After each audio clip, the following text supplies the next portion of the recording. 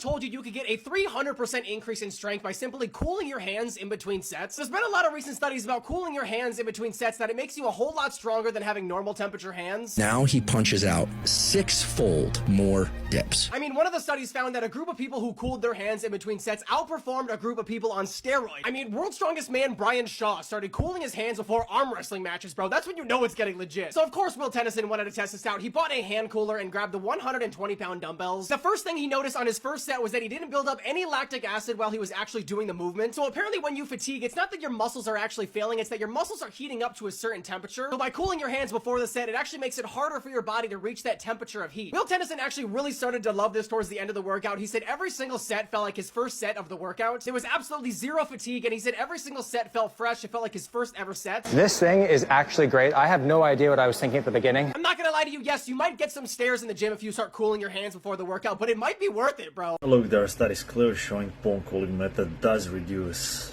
in between sets lactic acid buildup and reduces core body temperature.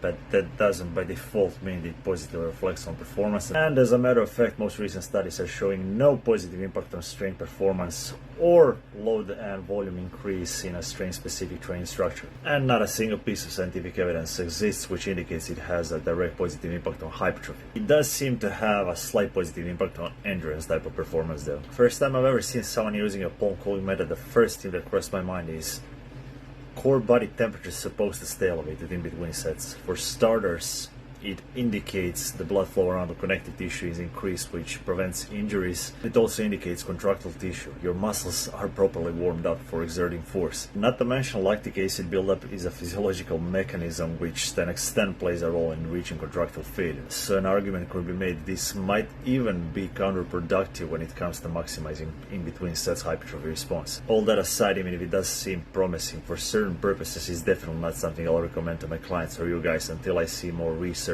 done in a properly controlled environment.